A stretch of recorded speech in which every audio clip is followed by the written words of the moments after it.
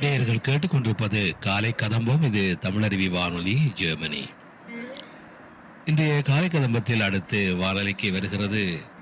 நேயர்களே, இன்றைய தினம் உலக புத்தக தினம் கொண்டாடப்படுகிறது. அது குறித்து தன்னுடைய பதிவை தர வருகின்றார் தக்கோலத்திலிருந்து முனைவர் பேராசிரியர் பட்டிமன்ற பேச்சாளர் எல். ஐயா அவர்கள். வாருங்கள் ஐயா. உலகெங்கும் உள்ள தமிழ் உறவுகளுக்கும் ஜெர்மனி தமிழறி வானொலிக்கும் நேயர்களுக்கும் என் வணக்கம்.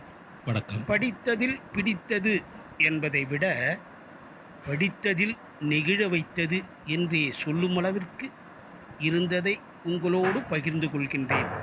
தக்கோலம் என் ஜலநாதன், உத்திரமேரூர், தமிழ்நாடு. புத்தக கடை ஒன்றில் சில காலம் பணியாற்றிய நண்பர் ஒருவர் ஓர் அரிய மனிதரை பற்றிய நினைவை பகிர்ந்து கொண்டார். அபு இப்ராஹிம் என்ற அந்த மனிதர் வாரந்தோறும் வியாழக்கிழமையன்று மதியம் புத்தக கடைக்கு வருவாராம். ஒவ்வொரு முறையும் 30-40 புத்தகங்கள் வாங்கி கொண்டு போவாராம். எதற்காக இத்தனை புத்தகங்கள் வாங்குகிறீர்கள் என கேட்டதற்கு, தன்னை தேடி வீட்டுக்கு வரும் யாராக இருந்தாலும் அவர்களுக்கு ஒரு புத்தகம் பரிசு கொடுப்பது என் வழக்கம். இந்த பழக்கத்தை 25 வருடங்களுக்கு மேலாக கடைபிடித்து வருவதாக சொல்லியிருக்கிறார். ஒரு முறை அவர் வருவதற்கு பதிலாக அவரது மகன் கடைக்கு வந்து 100 புத்தகங்கள் வாங்கியிருக்கிறார். அப்பா வரவில்லையா என கேட்டதற்கு, அப்பா மருத்துவமனையில் அனுமதிக்கப்பட்டுள்ளார். அங்கே அப்பாவை பார்க்க வருபவர்களுக்கு கொடுப்பதற்காகத்தான் இந்த புத்தகங்களை வாங்குகிறேன். இதன் முகப்பில், என்னால் உங்களுடன் பேச முடியவில்லை, ஆனால் இந்த புத்தகங்கள் என் சார்பாக உங்களுடன் பேசும் என அச்சிட்டு தரப்போகிறோம் என்று சொல்லியிருக்கிறார். 2 வாரங்களுக்கு பிறகு இப்ராஹிமின் மகன் மீண்டும் புத்தக கடைக்கு வந்து 500 புத்தகங்கள் வாங்கியிருக்கிறார். அப்பா எப்படி இருக்கிறார் என கேட்டபோது, அவர் இறந்து விட்டார். அவரது இறுதி நிகழ்வுக்கு வருபவர்களுக்கு தருவதற்காகத்தான் இந்த புத்தகங்கள். இதில் இனி நான் உங்களோடு இருக்க மாட்டேன்.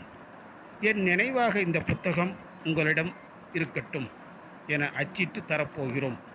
இதுவும் அப்பாவின் ஆசியே என்று சொல்லியிருக்கிறார்.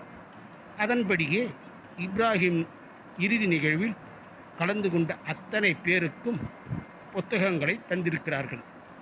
இதை நண்பர் சொல்லிய போது எனக்கு சிரித்து போனது.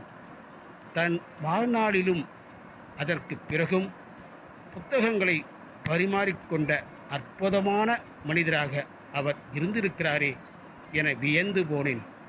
புத்தகங்களை மட்டுமில்லை, அதை நேசிப்பவர்களும் அழிவற்றவர்களே. படித்தபின் அசையாமல், பின் அசைய வைத்தது, நெகிழ வைத்தது.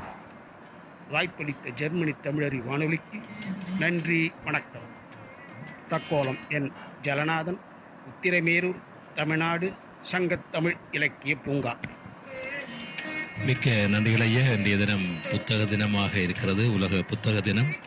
சிறப்பான ஒரு பதிவை தந்தீர்கள், மிக்க நன்றிகள். மீண்டும் மீண்டும் இணைந்து சிறப்பியுங்கள். நன்றி, வணக்கம்.